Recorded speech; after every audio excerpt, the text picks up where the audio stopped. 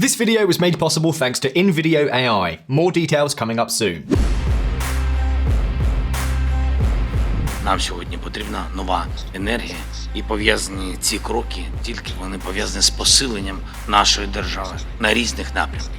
Міжнародна політика, дипломатія не є виключенням. All kinds of speculation have arisen.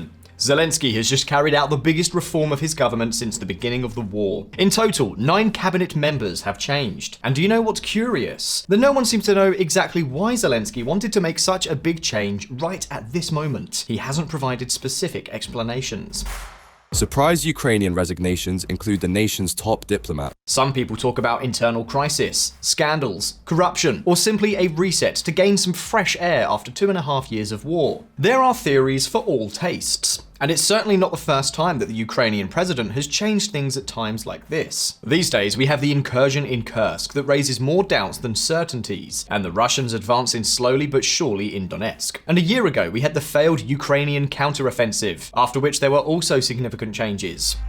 Volodymyr Zelensky fires 7 ministers, high-rank officials in Ukraine Defense Ministry purge. The change a year ago, as well as this latest one, caught everyone by surprise. VisualPolitik community, the lack of a convincing explanation as to the real motive for changing 9 members of the government has puzzled many and is stirring up a whole lot of theories. Is Ukraine silently suffering a major political crisis? Are there scandals that justify changing almost half of the government? And is the change a response to the fact that things are not going well? Well, in this video, we're going to see what exactly is going on with the Ukrainian shakeup, a move that tells us a lot about what we can expect in the coming months of the toughest war Europe has experienced in the last 80 years. But before that, as someone who's been making YouTube videos for a few years, I can tell you that there's a lot that goes on behind the scenes to make it all happen. Recently, we discovered a tool called InVideo AI. It's the most popular AI video creator in the world, with over 10 million users across more than 150 countries. But rather than just telling you about it, let me show you with an example. Simply ask InVideo to create a 3-minute YouTube video, like one on why invading Belarus could be Ukraine's next step, a topic we discussed just a few days ago. That's right, we're diving into why invading Belarus could be Ukraine's next bold move. And if something doesn't quite meet your expectations, you can always make detailed edits as needed. Just go to the edit command box and type in your request. For example, you can translate the video to Spanish and add subtitles. It's that easy. Bielorrusia es un punto estratégico. Controlar Bielorrusia podría darle a Ucrania un colchón contra... Additionally, you can clone your voice and use it to narrate videos in your own voice in any language. By clicking the link in the description, the pinned comment, or the QR code on the screen, you can create up to 4 videos for free on InVideo. However, these will include a watermark. For just $20 a month, you'll get full access. And if you use our code, VisualPolitik50, you'll receive double the video generation credits in your first month.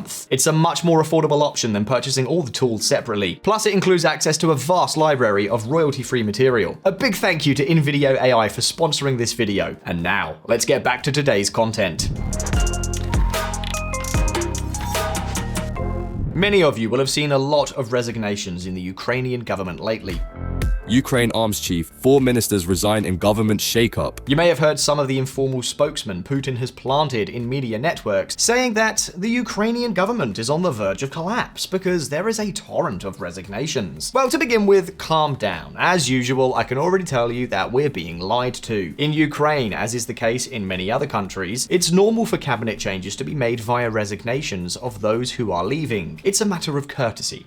If I'm going to change you, I don't say I'm throwing you out. We say you've tendered your resignation. We aren't dealing with a collective abandonment of Zelensky or anything of the sort. Even so, that doesn't mean there's no reason to ask questions. To begin with, we aren't talking about restructuring or changing the name cards in a couple of specific ministries. We're talking about the fact that many of the profiles that have accompanied Zelensky for years have been fired. The president has dismissed and relocated many of his most senior ministers and deputy ministers, including several of the most important ones. That is why some say that Zelensky is trying to do the same thing Putin did with his defense minister, Sergei Shoigu. Do you remember? A few months ago, we told you on this channel how Putin changed his loyal Shoigu for an economist, Andrei Belousov. We told you how the objective of this change was to fine-tune the Ministry of Defense and to strengthen and advance in the preparation of the war economy. Hence the idea of putting an economist in charge of defense. The question now is whether Ukraine wants to follow in those same footsteps, or on the contrary, are we looking at something completely different? We're going to take a closer look. But I've already told you that the most shocking has been the departure of two key profiles so far, Dmytro Kuleba and Oleksandr Kamyshin. We are talking about the former ministers of foreign affairs and strategic industries, so basically two of the most important ministries for the future of the war. And that's why we on VisualPolitik have analysed exactly what's going on. Government purge. The names you see on screen are the ministers who have resigned. Most of them have been replaced very quickly and have been reassigned to new roles. Ministries such as the environment or territorial reintegration have changed faces, while others such as justice or European and transatlantic integration have simply been switched. This already gives us a clue that despite all that the Russian propaganda has claimed, we aren't looking at any big scandal or the rupture of Zelensky's government. In other circumstances, these guys would have disappeared from the political sphere altogether, not reassigned to different locations within the government, even in some cases, other ministries. However, if anything has raised alarms, it's the departure of Dmytro Kuleba. We're talking about the foreign minister, the face of Ukraine abroad, and one of the main people responsible for negotiating Western aid to the country. Everyone thought he was untouchable. In fact, his resignation may give us some good clues for understanding what these changes entail and what they aim to achieve.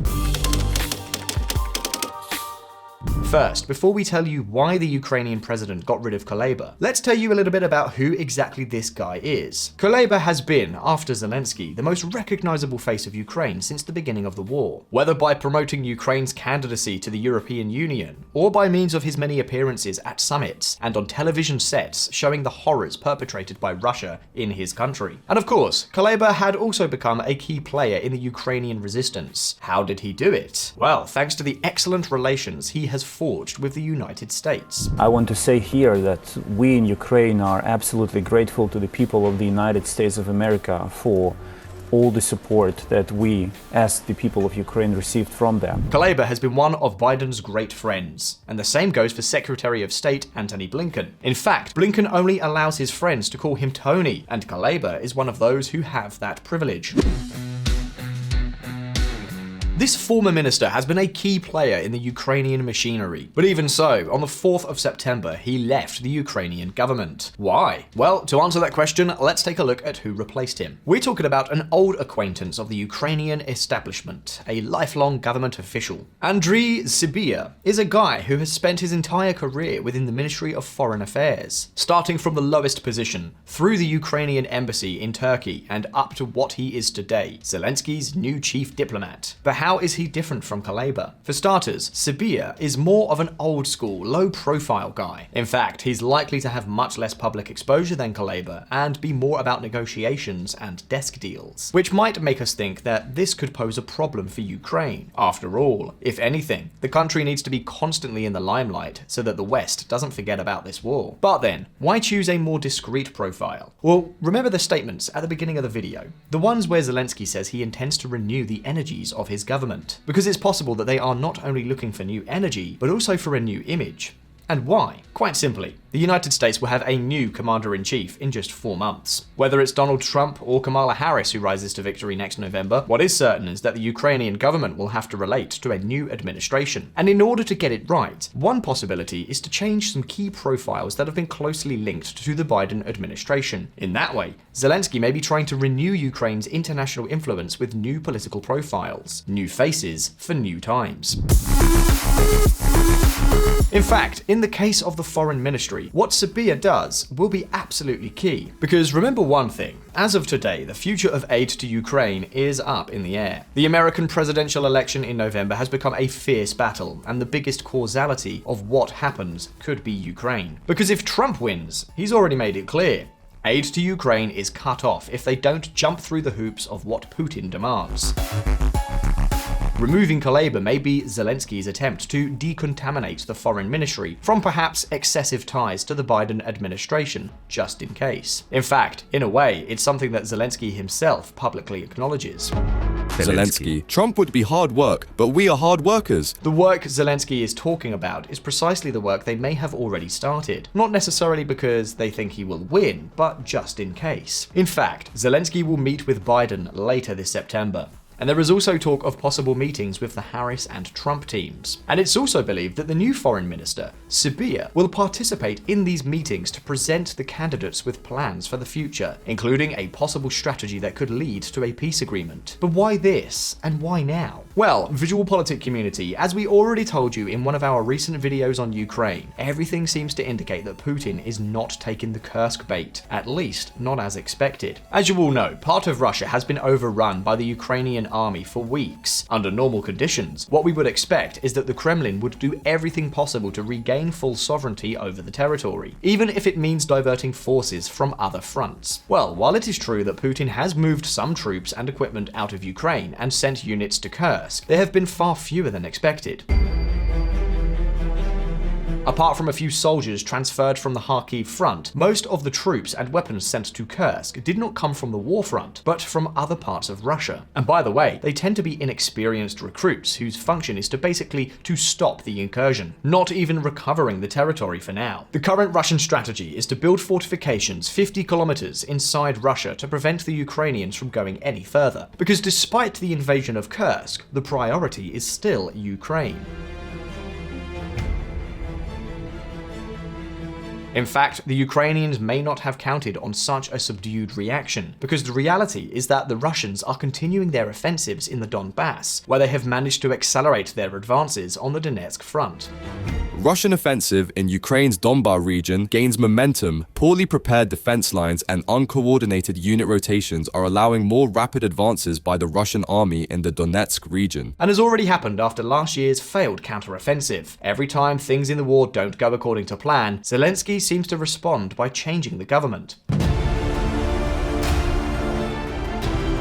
The change of leadership at the head of Ukrainian diplomacy could also be a necessary step for refreshing the relationship with other countries. Germany, for example, has announced that aid to Ukraine will be halved by 2025, and we're talking about the second largest contributor as of today. So with the changes, it's possible that Zelensky is seeking to somehow motivate Ukraine's allies to continue sending arms, ammunition, and money. Now, what we are telling you may serve only to explain the changes in the foreign ministry, but what about the rest? Many of you may think, well, maybe it's to please the Ukrainians or the opposition. Maybe the rest of the ministers were already burnt out and were not very popular. The curious thing is that those who have left had the support of the majority of the opposition and a good public image.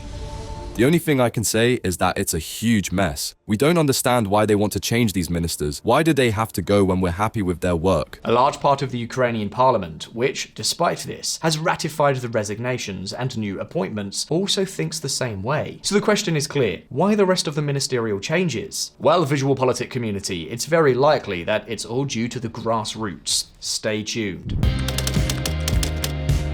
If Kuleba has been one of the icons of Ukraine at international level, another of those who have earned recognition for their work is this gentleman you see on the screen. Oleksandr Kamyshin. Up until recently, the Minister of Strategic Industries is practically a national hero for Ukrainians. Kamyshin earned his ministerial post in 2023, thanks to his role leading the Ukrainian state railroad company at the toughest possible time, the first year of the war. So what did this guy do to make us say he's practically a hero? Under his leadership, the railroad company kept its services active even during the worst of the Russian invasion.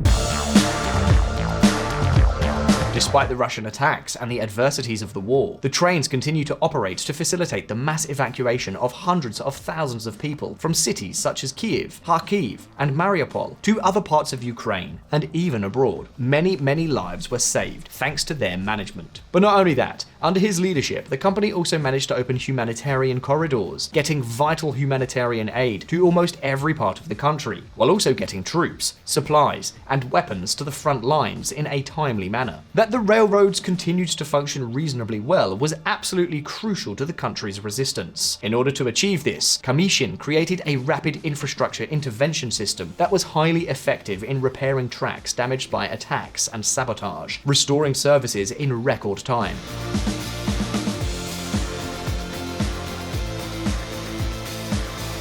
There is no doubt that Hollywood will soon be making a blockbuster on this topic, but it's not just about trains. Kamyshin's management, also at the head of the Ministry of Strategic Industries, has greatly helped Ukraine to retain an important military-industrial base, which, as far as possible, reduces dependence on the outside world.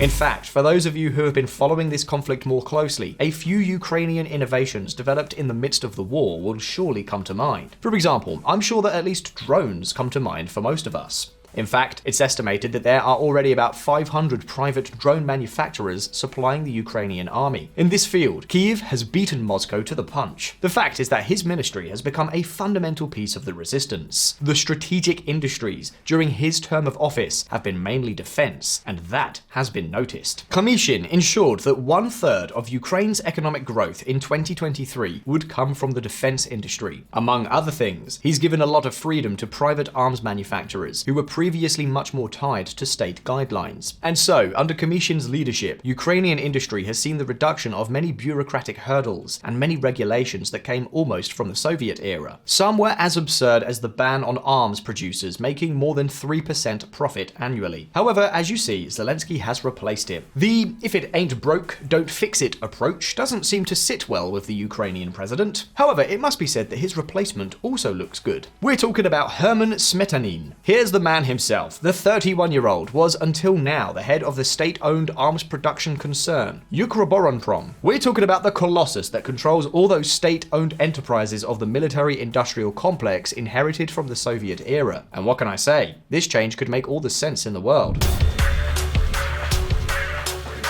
To begin with, Smetanin and outgoing minister Kamyshin have worked hand in hand in the past. Because basically today in Ukraine, strategic industry means one thing above all: weapons. Smetanin has only been at the helm of the state enterprise for a year and a half. But to give you an example, in that time, the indigenous production of projectiles increased by 1000%. And this while also reducing corruption and improving the company's efficiency. The fact is that, as we were telling you earlier, both are similar profiles, so no major changes are expected. Now, if this is the case, many of you may be wondering, well, what's the point of this change? Well, the outgoing Kamyshin is not leaving, but changing his position. Now he's going to be one of the direct advisors to the president's office, so everything indicates that Zelensky simply wanted to have him in his inner circle. In a way, it's a promotion, at least in terms of direct influence on the course of the war. In fact, this or something very similar is also happening with other dismissed ministers, such as the Deputy Prime Minister and former Minister of Reintegration, Irina Vereshchuk. Put another way, to talk about corruption scandals or internal ruptures as the reasons behind these changes is, to tell the truth, quite absurd. What it seems is that, with this revolution in governance, Zelensky has sought something very specific: to start preparing to face the stressful carousel of events and developments that are coming up in the next few months. Well, that, and also something else. I'm talking about Ukrainian citizens' trust in the government. Zelensky's approval rating slips to 54% as distrust increases. It's true, Zelensky is still very popular, but the war is taking its toll and things are already dragging on. The president's popularity has fallen in recent months and is certainly no longer the same as it was a year ago, when it was over 90%. The fatigue of the war and the fact of being under martial law without the possibility of holding elections also takes its toll, as you can imagine. And things like last year's failed counter-offensive or the lack of a clear result with the Kursk operation don't help either. So what does a politician do when his government is no longer popular? Well, he changes faces. So you see, Zelensky has made a strong move with the biggest restructuring of his government since the beginning of the war. And although the reasons are still not entirely clear, it's almost certain that internal instability or possible corruption scandals can be ruled out, something that would have been worrying. But this is not the case. The Ukrainian resistance will not bend because of problems in the government. I feel sorry for all the Putin fans. For now, the questions are in your court. What do you think is the real reason Zelensky has changed a part of the cabinet that was supposedly working well? Do you think a new foreign minister, more detached from the Biden era, could get along better with Trump if he wins? Well, leave us your opinions below in the comments and let's start a debate. And very important, if you liked this video, please like it and subscribe to VisualPolitik so you don't miss any news. As always, thanks for watching, all the best, we'll see you next time.